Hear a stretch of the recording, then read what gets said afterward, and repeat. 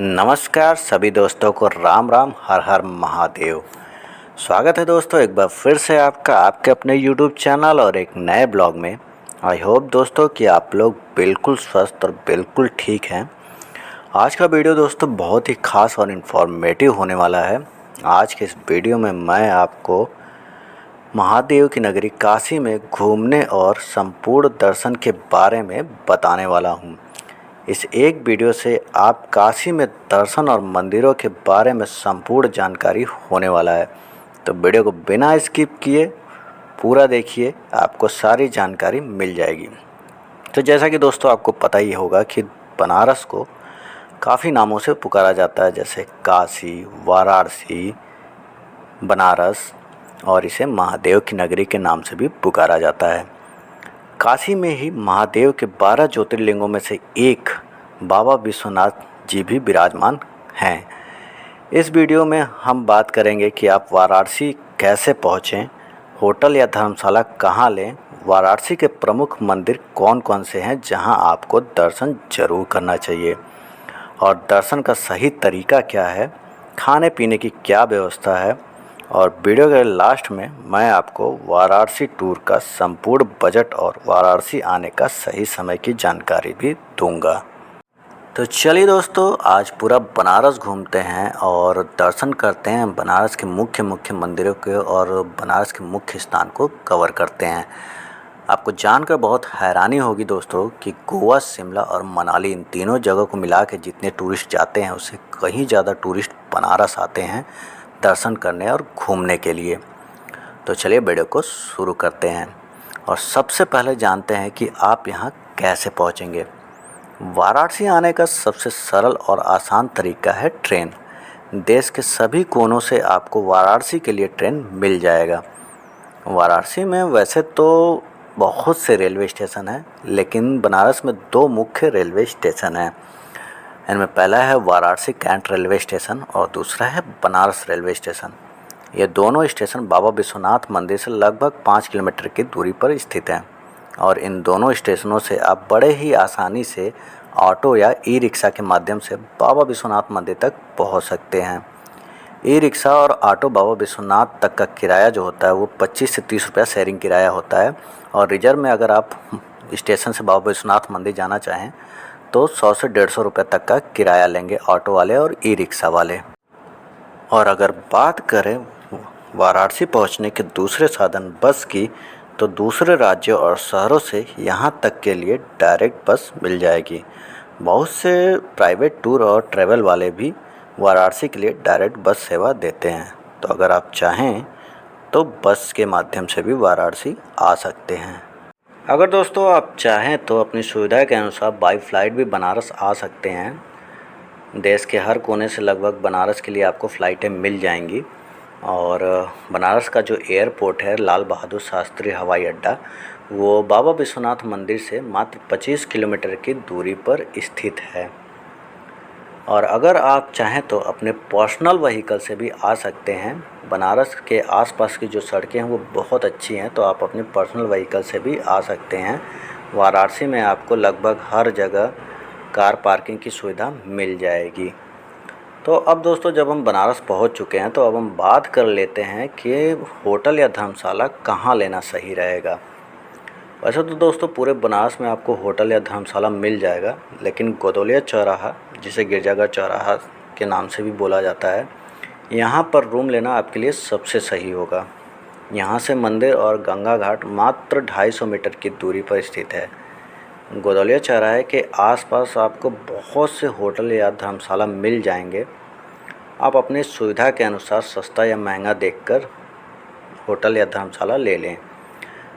गंगा घाट नज़दीक होने के कारण आपको घाट पर आने जाने के लिए बार बार ऑटो या ई रिक्शा नहीं लेना होगा, जिससे आपके काफ़ी पैसे बचेंगे। और गोदौलिया चौराहे से बाकी जगह भी जाना बहुत आसान है, क्योंकि गोदौलिया चौराहा शहर के मिडिल में है, जिससे आपका काफ़ी समय बचेगा। तो अब दोस्तों दर्शन का सही तरीका जान लेते हैं। तो सबसे पहले दोस्तों आप दशाश्वमेध घाट पर आकर गंगा जी के पावन और कोमल जल में स्नान कर लें, और यहाँ पर आप सूर्य देवता को गंगा जल भी चढ़ा सकते हैं और पूजा अर्चना भी कर सकते हैं। गंगा जी में स्नान करने के बाद दोस्तों आप सबसे पहले चले जाएं दर्शन करने बाबा विश्वनाथ जी के। बाबा विश्वनाथ के मंदिर में प्रवेश के लिए टोटल 4 प्रवेश द्वार बने हुए हैं। गेट नंबर 1 तक आप घाटों से होकर जा सकते हैं और ये गेट दशाश्वमेध घाट से कुछ ही दूरी पर ललिता घाट के बगल में ही स्थित है। गेट नंबर 1 से ही आपको बाबा विश्वनाथ कॉरिडोर भी देखने को मिल जाएगा और गेट नंबर 2 बाबा विश्वनाथ गली से जाता है और गेट नंबर 3 गोदौलिया चौराहे के पास स्थित है तथा इसी गेट के थोड़ा सा आगे गेट नंबर 4 भी स्थित है। आप अपने सुविधा के अनुसार किसी भी गेट से प्रवेश कर सकते हैं। अगर दोस्तों आप बिना भीड़ के दर्शन करना चाहते हैं तो गेट नंबर 4 के पास ही सुगम दर्शन बुकिंग काउंटर बना हुआ है, जहां पर आप 300 रुपये देकर सुगम और जल्दी दर्शन कर सकते हैं। लेकिन दोस्तों सावन के महीने में बहुत ज़्यादा भीड़ हो जाती है, जिसकी वजह से सुगम दर्शन में भी आपको थोड़ा टाइम लग सकता है। मंदिर के अंदर दोस्तों मोबाइल फ़ोन, पर्स या किसी भी प्रकार का इलेक्ट्रॉनिक डिवाइस लेकर जाना अलाउ नहीं है। मंदिर के बाहर ही आपको प्राइवेट और सरकारी लॉकर की सुविधा मिल जाएगी, जहां पर आप अपना सारा सामान जमा कर सकते हैं। अगर आप किसी दुकान के प्राइवेट लॉकर में सामान जमा करते हैं तो आपको उस दुकान से प्रसाद माला लेना होगा। प्रसाद माला लेने के बाद आपको लॉकर का कोई भी शुल्क नहीं देना होगा। लेकिन दोस्तों इन दुकानों पर प्रसाद माला का रेट थोड़ा सा ज़्यादा होता है।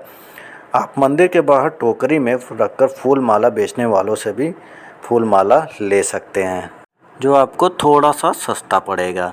तो फूल माला लेने के बाद दोस्तों आप मंदिर के अंदर और बाहर बने सरकारी लॉकर में अपना सारा सामान जमा करके दर्शन करने के लिए जा सकते हैं। वैसे तो दोस्तों बाकी के महीनों में बाबा विश्वनाथ जी के जल्दी दर्शन प्राप्त हो जाएंगे, लेकिन सावन के महीनों में दोस्तों 8 से 10 घंटे या इससे ज़्यादा भी आपको लाइन में लगना पड़ सकता है। महादेव जी के दर्शन करने के बाद दोस्तों आप चले जाएं दर्शन करने बाबा काल भैरव जी के। बाबा काल भैरव जी का मंदिर बाबा विश्वनाथ जी के मंदिर से मात्र 1.5 किलोमीटर की दूरी पर स्थित है, जहां आप ऑटो या ई रिक्शा या पैदल भी जा सकते हैं। वाराणसी में बाबा काल भैरव जी को काशी का कोतवाल भी बोला जाता है और ऐसा माना जाता है दोस्तों कि महादेव जी के दर्शन के बाद बाबा काल भैरव जी का दर्शन करना बहुत ज़रूरी होता है। बिना इनके दर्शन के आपका महादेव जी का दर्शन पूर्ण नहीं होगा और बनारस आना भी आपका व्यर्थ होगा। तो दोस्तों बाबा काल भैरव जी के दर्शन करने के बाद आप वापस घाट पे आ जाइए और दर्शन करने चले जाइए पशुपति नाथ जी का, जिनका मंदिर ललिता घाट पर स्थित है। और ये मंदिर दोस्तों नेपाल के काठमांडू में स्थित पशुपति नाथ जी के मंदिर का हूबहू कॉपी दिखता है, जैसा कि आप वीडियो में देख सकते हैं। तो यहाँ से दोस्तों दर्शन करने के बाद आप फिर वापस चले जाएं दशाश्वमेध घाट पर और यहाँ आप चाहें तो नौकायान कर सकते हैं। नाव वाला आपको 100 रुपये में मणिकर्णिका घाट से राजा हरिश्चंद्र घाट तक लेके जाएगा और वापस दशाश्वमेध घाट पर लाकर छोड़ देगा। तो दोस्तों जब भी आप बनारस आएँ नौकायान ज़रूर करें दोस्तों, क्योंकि नौकायान का एक अलग ही आनंद है। आप चाहें तो दोस्तों नाव को बुक करके भी घाट घूम सकते हैं, जिसका चार्ज 800 रुपये से लेकर 1000 तक होगा। बनारस को दोस्तों घाटों का शहर भी बोला जाता है और यहाँ पे जितने भी घाट हैं उन सभी घाटों का अपना अलग अलग महत्व होता है दोस्तों। जैसे कि मणिकर्णिका घाट, दशाश्वमेध घाट, राजा हरिश्चंद्र घाट।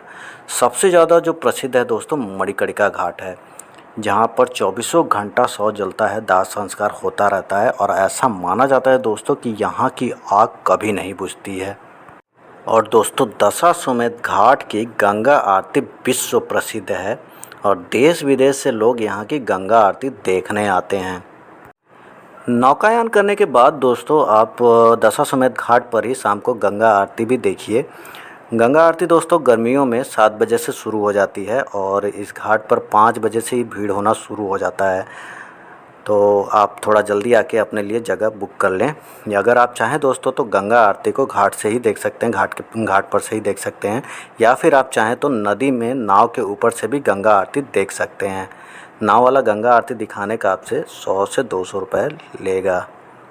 गंगा आरती देखने के बाद आप अपने होटल में रात भर आराम करने के बाद अगले दिन फिर सुबह नहा धोकर निकल लें बनारस के सभी प्रमुख मंदिरों में दर्शन करने के बाद आप बनारस के हिस्टोरिकल प्लेस सारनाथ भी घूमने ज़रूर जाएं।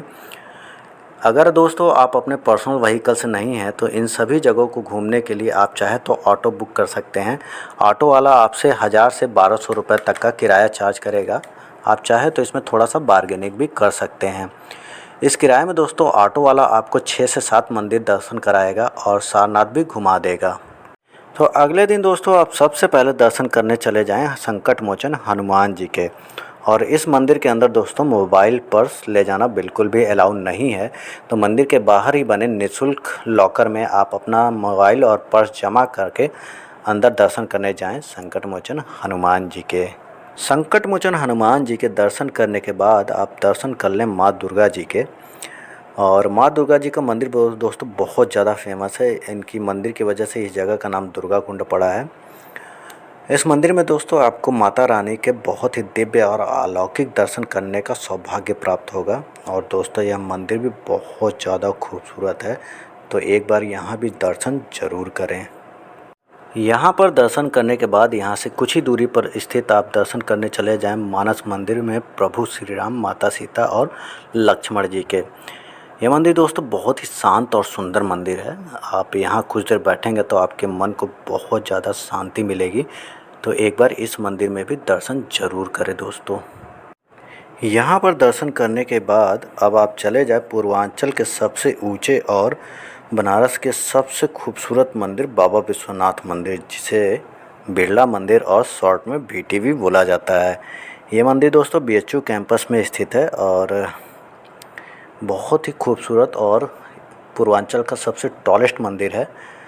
और यहाँ भी बाबा विश्वनाथ जी विराजमान हैं। तो एक बार इस मंदिर भी ज़रूर आइए। और यहाँ से दर्शन करने के बाद दोस्तों आप चले जाइए सारनाथ। सारनाथ में गौतम बुद्ध जी ने अपने 4 शिष्यों को उपदेश दिया था, वो स्थान ज़रूर देखें दोस्तों। और सारनाथ में ही आपको प्राचीन स्तूप भी देखने को मिलेगा। और सारनाथ में गौतम बुद्ध जी की बहुत ही ऊंची और खूबसूरत स्टैचू भी देखने को मिलेगा। तो दोस्तों मैंने आपको बनारस के लगभग सभी टूरिस्ट प्लेस के बारे में बता दिया है। और इन सभी जगहों पे घूमने के बाद भी अगर आपके पास थोड़ा सा समय बचे तो बनारस से कुछ ही दूरी पर स्थित स्वर्वेद महामंदिर धाम ज़रूर जाएं। वैसे दोस्तों इस को मंदिर बोलना थोड़ा सा गलत होगा, क्योंकि ये मंदिर नहीं मेडिटेशन सेंटर है और बहुत ही खूबसूरत और भव्य बना हुआ है। तो एक बार समय निकाल कर यहाँ ज़रूर जाएं दोस्तों। तो पूरा बनारस घूमने के बाद अब हम बात कर लेते हैं बनारस आने के सबसे सही समय क्या होता है। तो बनारस आने का सबसे सही समय है दोस्तों अगस्त से मार्च। अगस्त से मार्च बनारस का सबसे अच्छा समय होता है। अगस्त में ही सावन शुरू होता है और सावन में महादेव जी के दर्शन का एक अलग ही महत्व होता है दोस्तों। और मार्च के महीने में आपको रंग भरी एकादशी में महादेव जी के साथ होली खेलने का भी सौभाग्य प्राप्त हो सकता है। और मार्च में ही आप मणिकर्णिका की चिताभस्म की होली का भी आनंद उठा सकते हैं। तो दोस्तों अब हम बात कर लेते हैं कि बनारस ट्रिप पे आपका टोटल कॉस्ट कितना आने वाला, टोटल खर्चा कितना होने वाला है। तो जब भी दोस्तों आप बनारस आएंगे तो अपने किसी फ्रेंड या रिलेटिव के साथ ही आएंगे।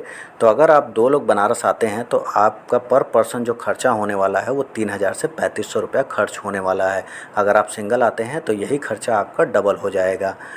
तो आई होप दोस्तों कि ये वीडियो आपको पसंद आई हो, मेरे द्वारा दी हुई इन्फॉर्मेशन आपको पसंद आई हो। अगर आपको इन्फॉर्मेशन पसंद आई हो, वीडियो पसंद आई हो और अभी तक आपने लाइक नहीं की, प्लीज़ वीडियो को लाइक कर दीजिए। अगर आप चैनल पर पहली बार आए हो तो चैनल को सब्सक्राइब करके बेल आइकन दबा दीजिएगा, ताकि मेरे वीडियो को नोटिफिकेशन आप तक पहुंच जाए। तो मिलते हैं दोस्तों आपसे अगले वीडियो में, तब तक के लिए नमस्कार।